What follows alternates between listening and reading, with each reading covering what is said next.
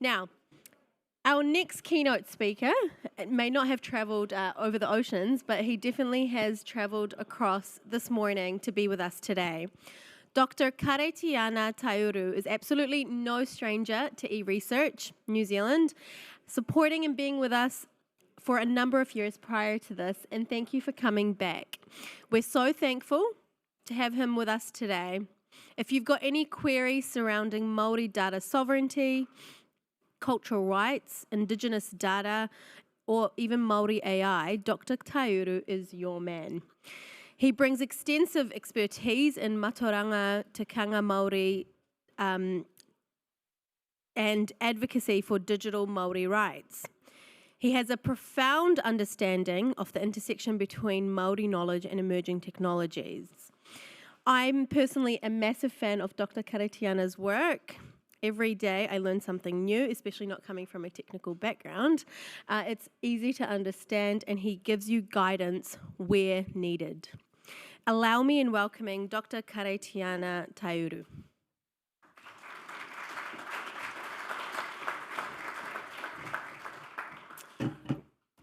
Morning everyone, kia ora koutou. So first of all, thank you for attending and being willing to listen to this presentation.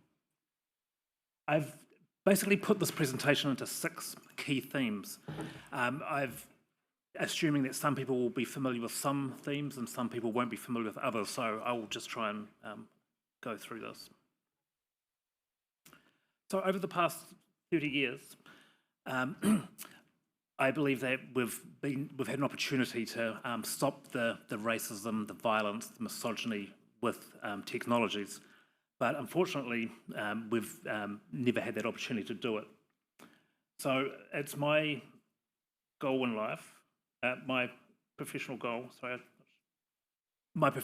is to try and raise these issues in a non-confronting way and being very open-minded about how we do this. So from my estimations, from 1984 till today, it's been 30 years that we've had different phases of colonisation of the web. So initially it was the internet, then the World Wide Web, and it's important to point out that in 1992, the Waitangi Tribunal made a decision, a decision about intellectual property rights and protection mechanisms for Māori. And in 2024, the government is still trying to figure out how to address that. We had a phase of data colonisation with social media, and I'm sure we all know the impacts social media's had on all aspects of society. In around 2000, we had the algorithms, and data sovereignty became an aspect of our lives. The government created the Algorithm Charter in 2020. Which was very tokenistic, and it failed Māori and I believe other people. And then, end of 2022, we all started learning about artificial intelligence and this thing called ChatGPT.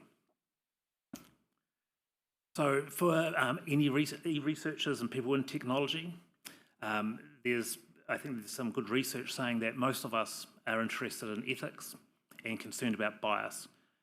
So Datacom suggested it's about 50% of their survey reinforced this. Business use of AI and data, again, there's a good section of people here who want regulation. There's a good section of people who want regulation and policies and who are aware that data can be biased. In terms of legislating data and AI, 82% of people believe that we should. This current government has discussed regulation but have made no firm commitments, so that's positive as well. So getting into the actual crux of this presentation, I want to reiterate that there's not one Māori worldview. What I am telling you today, your colleagues who are Māori descent may disagree with you, or they may say, no, Karaitiana, I don't agree with that. This is how we do it. And that's quite simply because we come from multiple voyages, multiple migrations over hundreds of years to New Zealand. We come from multiple Pacific islands. We have different customs, we have different religious beliefs, and then post-colonisation, we have different socio-economic backgrounds, different religious views, even different political views. So the Māori world is very hierarchical. So our traditional hierarchy was with families who made up clans. We had clans who were associated to different areas, and then those clans or hapu become tribes. In terms of property rights, Māori don't believe in owning something. We're more like the guardian, so we'd like to protect that object and make it better for the next generation. We prefer relationships and physical introductions. So for researchers, we're used to researchers coming in, like in a helicopter, get what they want and go again. When that happens, we generally don't like to engage. There's also, there seems to be a bit of a myth that Māori don't like technology or can't adapt to technology. Yet Captain Cook in his diaries remarked how quickly Māori adapted to technology. So it's not that we have intellectual challenges with technologies, it's because it's not safe and not how we want it. Some people say to me, well, why are we going to bother about, considering Māori? We're all one people, we're all one country. So I just like to point out that, we've got, we are, as individuals and collectives, we have a significant part of New Zealand's economy and international economy. And so this data was from June 2022, but you can see we've got $2.4 billion in treaty settlements.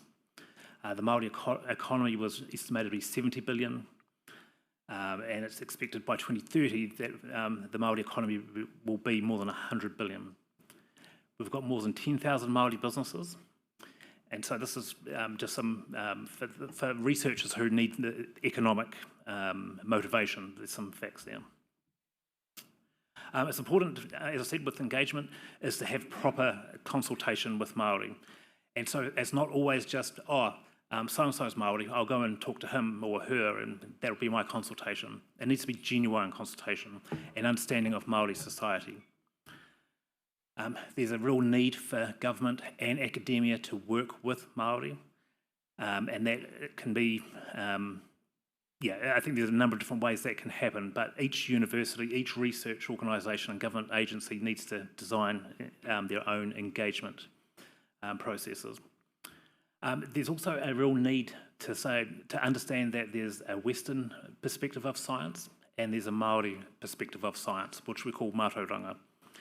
And more in recent times, I'm seeing that science is saying, Māori knowledge and Māori science is actually right. So it's important to be able to accept both views. I've had debates with academics who will say to me, no, but you're wrong. They'll just say, you are wrong. That is not Western science. And I say, I understand this Western science, but I also understand the Māori science. And we should just mutually agree to disagree. And so that's a key aspect of research. It's important to co-design your research. It's important to co-design your research and to identify anything that, identify biased data.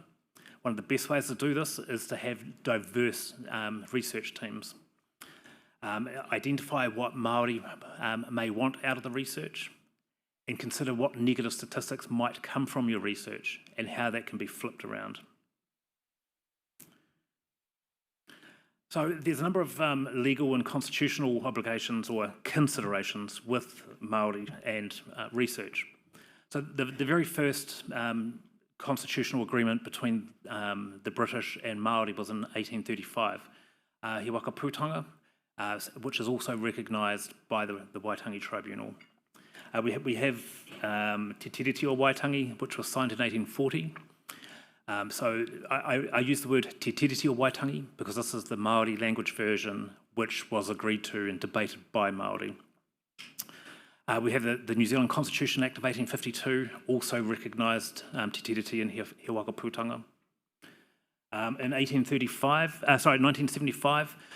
the Crown recognised that the te tiriti o Waitangi was a constitutional document and created the Waitangi Tribunal. We also have the Māori Language Act, making Māori language an official language in New Zealand. And in 2010, the National Party and the Māori Party signed the United Nations Declaration of the Rights of Indigenous Peoples. Each one of these articles, which is the majority of the declaration, relates directly to research, data and artificial intelligence. So te tiriti o Waitangi is important. There's a lot of debate about the principles, so I'm not touching the principles today. I'm talking about the articles, which people don't seem to be disputing. So Article 1, it's important, Māori never ceded sovereignty. And Article 2 gives authority to look after things that are important to us, what we call a taonga. So it's important to recognise or to remember that te tiriti gives Māori authority over taonga. So in 2011, as I said, there was the Y262 claim, which acknowledged Māori have intellectual property rights and cultural rights to a number of digital and biological objects. In 2014, the Crown, the Waitangi Tribunal, reinforced the fact that Māori didn't cede sovereignty. Then in 2016, there was a case brought against the Crown, or the Ministry of Foreign Affairs and Trade, in regards to e-commerce. So as part of that argument, we argued that Māori data sovereignty is part of te tiriti and that data is a taonga. In its 2023 report, the Waitangi Tribunal agreed that all data is a taonga and so subject to Māori data sovereignty principles. Other developments is the Hauora report also reinforced that Māori data is a taonga and subject to Māori data sovereignty. There was also the claim regarding health data, which reinforced again that Māori data is a taonga and subject to data sovereignty. But probably more important for everybody to understand is in 2022, New Zealand's highest court, the Supreme Court, ruled that tikanga Māori or Māori customary laws are New Zealand's first, or were New Zealand's first customary law and can be applied. So we have, it's reinforced in the Waitangi Tribunal, it's reinforced in legislation, and it's reinforced in the Supreme Court that Māori data sovereignty should be acknowledged. So part of the tribunal's claim was we were asked, what is Māori data? So the Waitangi Tribunal has come up with this definition that Māori data is digital or digitisable information or knowledge that is about or from Māori people, language, culture, resources or environments. So we also consider that Māori data is mātauranga. So that's anything that it can be a physical object, a mental thought, a tangible, it can be our genealogy, our knowledge, it could be just about anything that is Māori, and again that's covered under Article 2. This is a Māori perspective of what data looks like. This is like the genealogy of Māori data. So some tribes believe that there's a supreme God, and then we have the Earth Mother and Earth Father. We have lots of traditional knowledge about how data came down to the Earth. So this is basically an overview that shows that Māori data is a collective property right instead of an individual property right. And I know this is at odds with research because we need to commercialise data. So there are I'll talk about ways we can have a balance of this. So for those of you who are not familiar with what Mātauranga Māori is, it's our past knowledge, it's our future knowledge, and it's new knowledge that's created from research.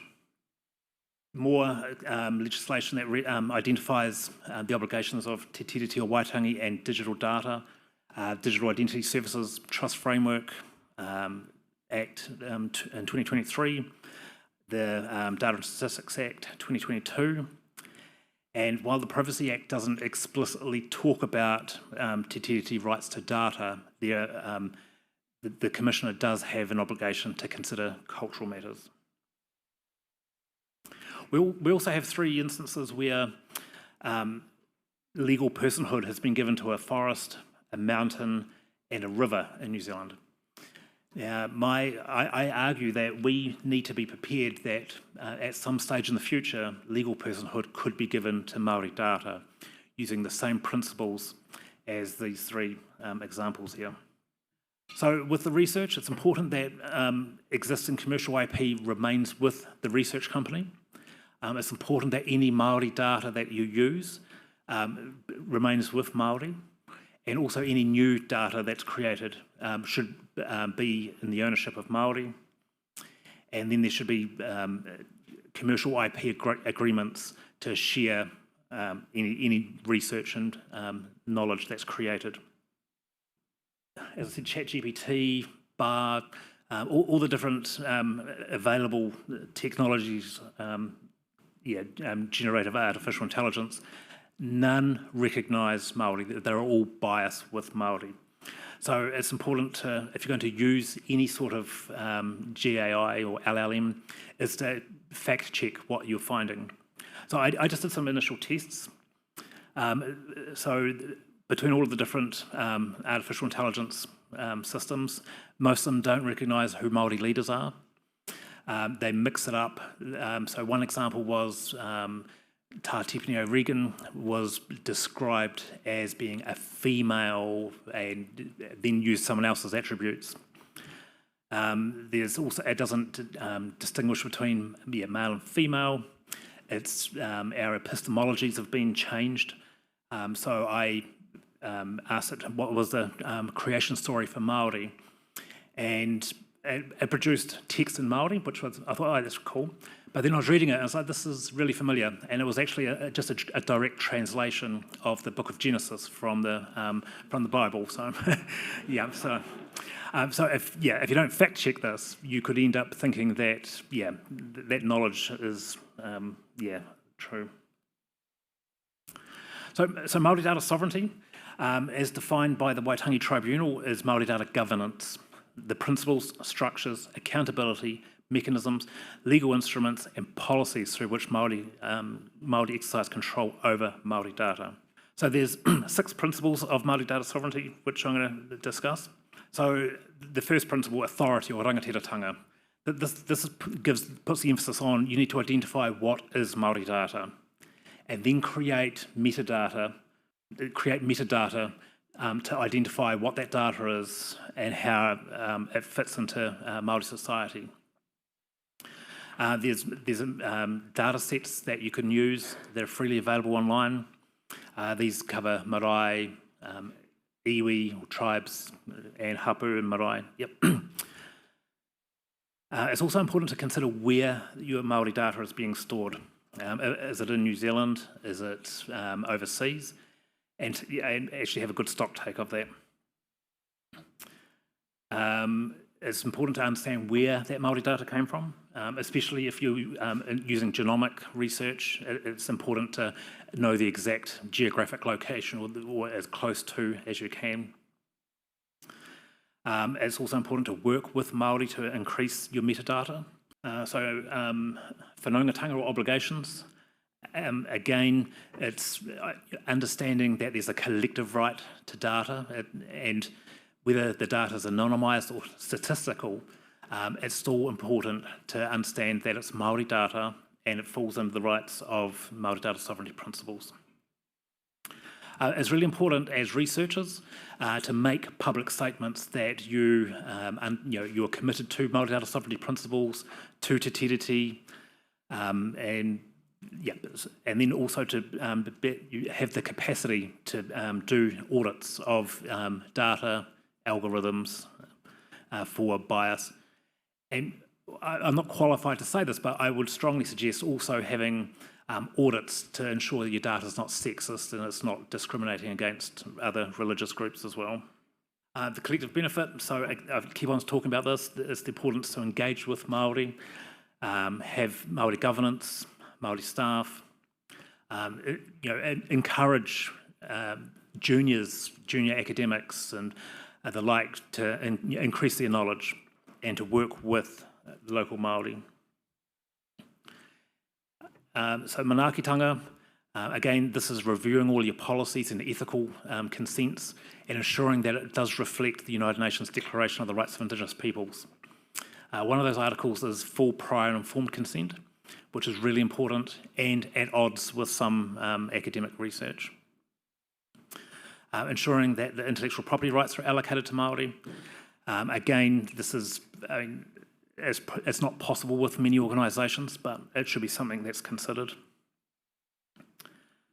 And also, while we can collect lots of data, we need to understand that some of that data could be, could benefit Māori communities.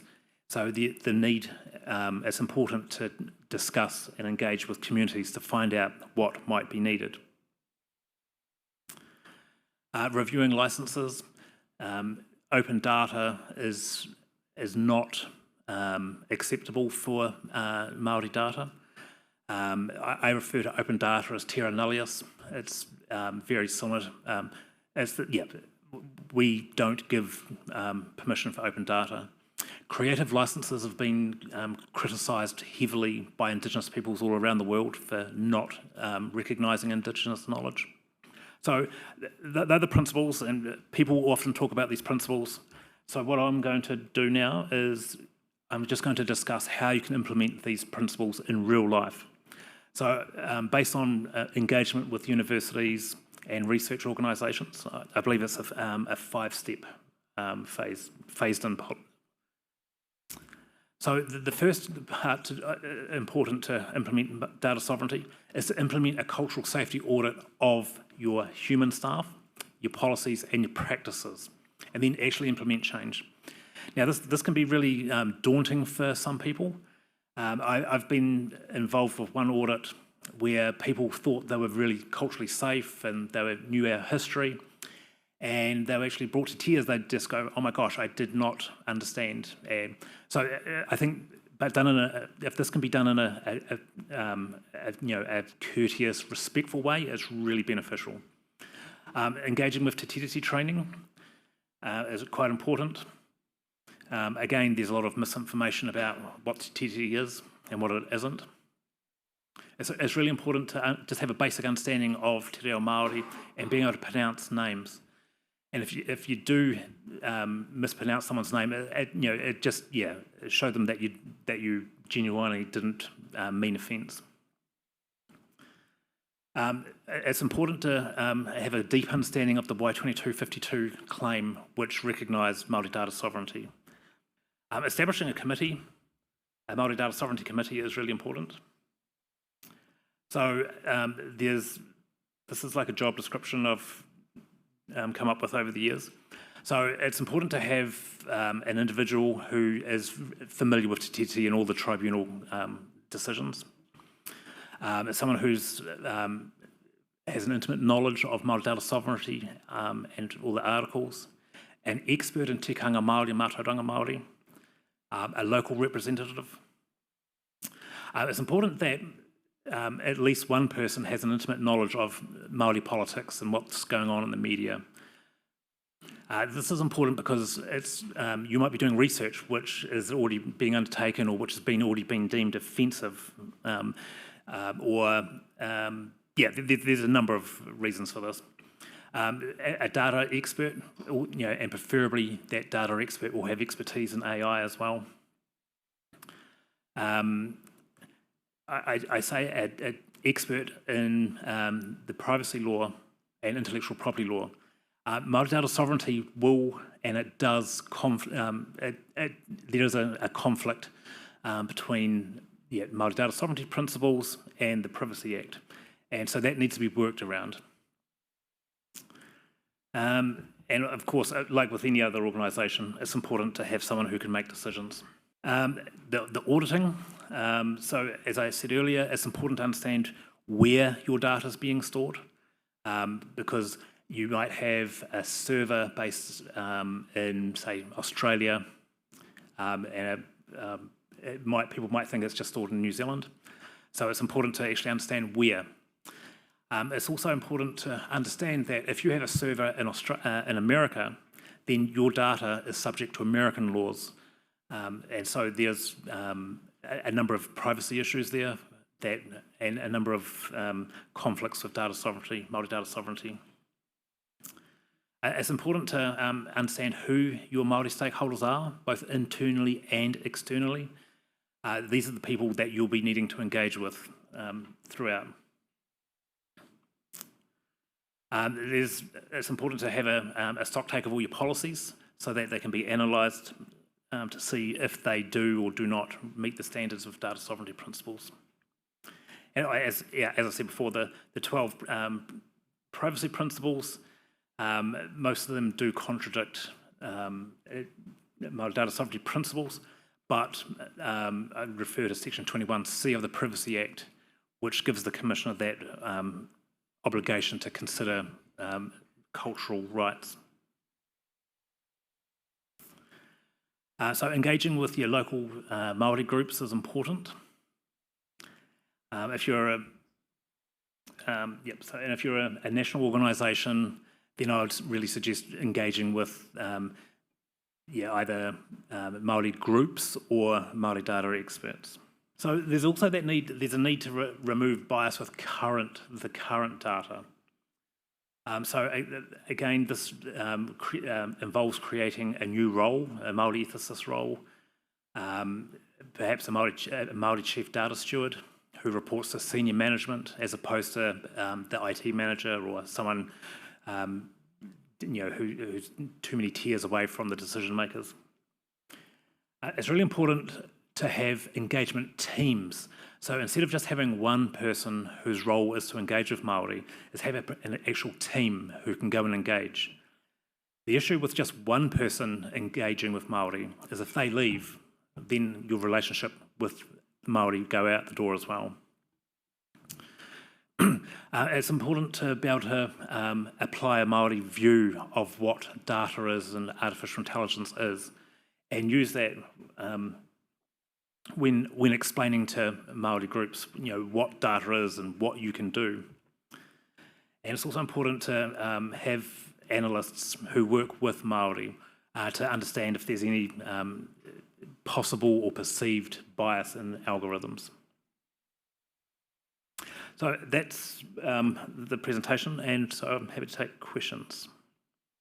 I don't take offence to any questions, and I believe it's healthy to just, if you want to have, ask anything. Hi, this is Marcus Gustafsson from University of Auckland. You mentioned there that US jurisdiction is a problem. American companies operating in New Zealand fall under US jurisdiction. It takes out a whole lot of technological solutions. Is there the danger that all of this makes it just too hard and people will avoid doing research with Māori just because it becomes too difficult? Sure. That is a risk. I think my advice would be do what you can, be transparent about the risks, working with, say, an American organisation, and plan data repatriation if and where it's feasible. I've heard researchers say, "Well, I won't work with Māori because it's just too difficult," and this is usually in the health area. And so I say it's to the detriment of Māori if you don't work with Māori, and it's to the detriment of Māori if they don't want to work with you because of so data sovereignty principles or jurisdictional issues. And no one wins. So it's just a matter of engagement, being open and frank, and trying to seek solutions in the middle. I mean, the reality is for many of us, our data it's already stored in America, for example. We know anything in social media, I mean, we've lost most of our privacy already, so we have to be honest and frank that for many of us, it's too late. But we can start mitigating future sharing of data. Any more questions? Tēnā koe, Karaitiana. Ngā mihi for the presentation. Just trying to put together from the previous presentation we were listening to as well, and thinking about in terms of like large-scale data sets and what we can hope to benefit from that. On those, well, there was a theme in the earlier talk around eyes-off research. In other words, protecting the confidentiality for the individuals by not having people actually looking at the data. And I'm wondering, particularly in New Zealand, it's quite hard to differentiate on the edges what is and isn't Māori data, particularly at health, on a health level with individuals. So have you had any discussions and thoughts around those borders and what happens in those situations or where we go with that? Sure. So I think it's important to engage with Māori communities, especially in health. I'm a firm believer that if you're working in health, you should be recording iwi affiliations, hapu affiliations, maybe marae affiliations. And then, obviously, once, like statistical data, I think that's a whole different area. I mean, personally, I would argue that if it's statistical data, you can't just pull out the Māori data, but you try and consider New Zealand data sovereignty. I think that it's important to try and focus on New Zealand data sovereignty as opposed to just Māori data sovereignty.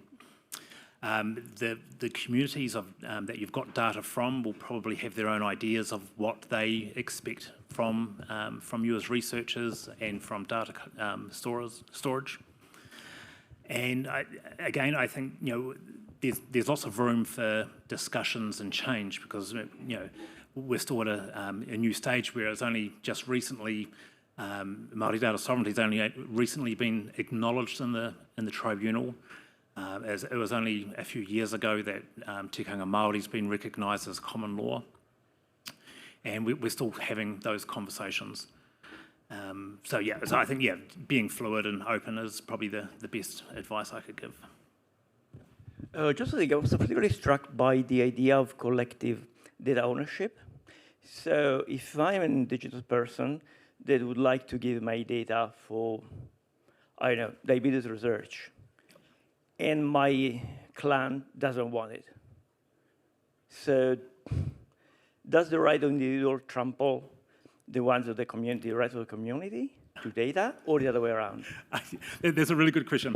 So there is one school of thought, a group of thought, that all data belongs at the tribal group as a collective. So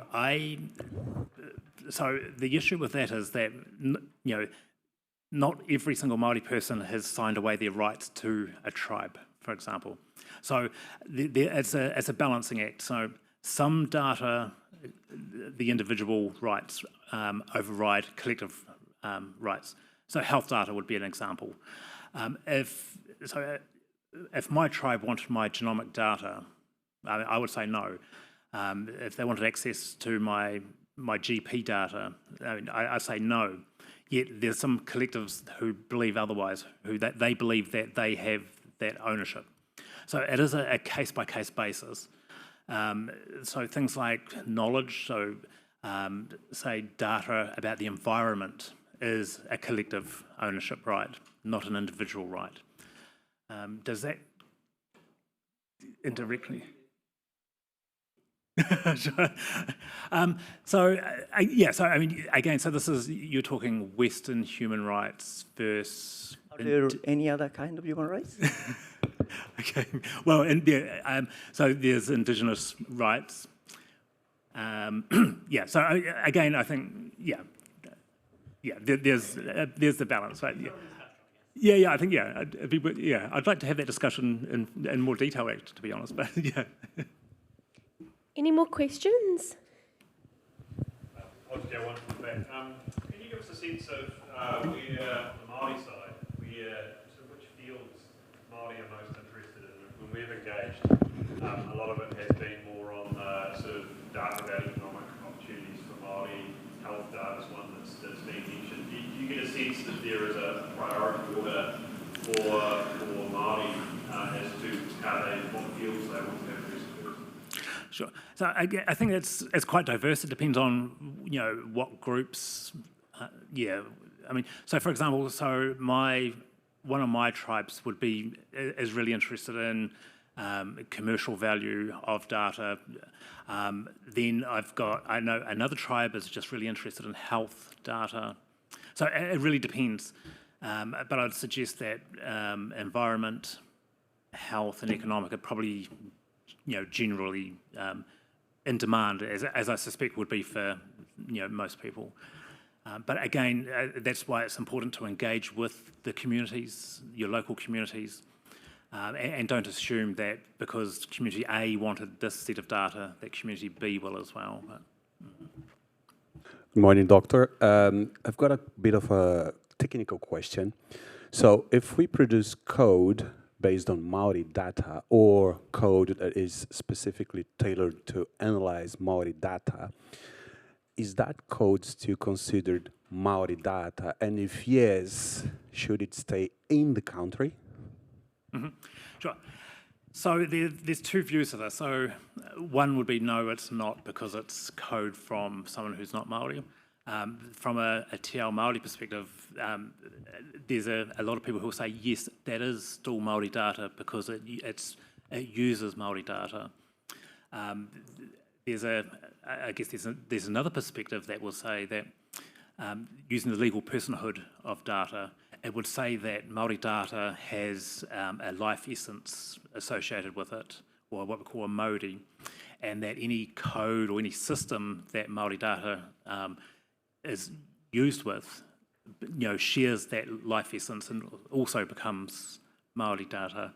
And so I guess, my personal opinion would be that yes, it should be stored in New Zealand. Again, I think it's important to have full, frank discussions with the community who data that is about, and it could be that there's different opinions. If you were to play it safe, I mean, maybe just assume that it would be considered a taonga and should be stored in New Zealand with Māori data. Hey, just really quickly on that point, how does that fit with encryption? So if you've got encrypted data, can that live abroad if the keys stay here? So in my opinion, it's fine, but there's collectives who think that everything should just be in New Zealand, whether it's de-anonymised, whether it's encrypted or whatever. So again, I would probably suggest engaging with the community. Pointing out the realities of can that data actually be exploited, and what's the likelihood that it would happen, and if it's encrypted, I think a lot of people, a lot of Māori communities don't understand the technologies, and so actually going to detail about what encryption is. There might be some concerns if it's like personal data that's encrypted overseas, but again, just having that conversation is really important. Kia ora. Doctor, given your understanding of all iwi and I guess many hapu in New Zealand, what do you think their understanding of this shifting landscape is? And when we advise researchers to engage with Māori, how would you recommend that they engage with them at the level that they're at? Sure. My experience is that, in general, the understanding and knowledge of anything tech-related is very low. We know that statistically Māori aren't likely to work in any tech industry for a number of reasons. So I think, one way to engage with Māori communities with tech and research would be to have the ability to use traditional Māori knowledge to tell them about Māori data.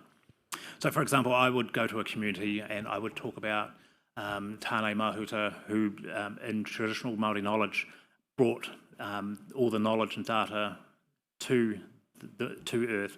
And I would just talk about data in sort of Māori terms, indigenising how the technologies.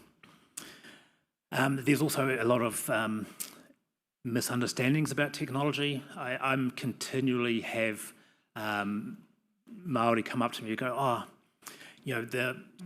I'm worried about the killer robots. Will the police have killer robots that will shoot us? And I'm like, I doubt that's going to happen, and have to try and go through things logically with them. But there's a genuine fear because they don't have access to the resources and the information.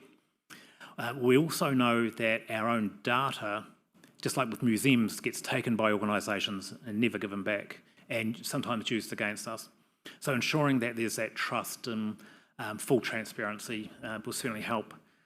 And just basically being willing to listen to their fears and try and educate them, I guess. Yes. Okay, cool. Okay, cool. Okay, thank you. I would just quickly like to thank you. It was a bit of an eye-opener. It's always really good to learn and hear about digital and data colonisation as well, how we can carry on with AI, and I guess move it towards more Māori-friendly AI as well. Data bias is nothing new to us, and everyone in this room, I think, can relate. But in our own research and our own work, what we can do to help. So thank you again, and another round of applause for Dr. Karaitiana.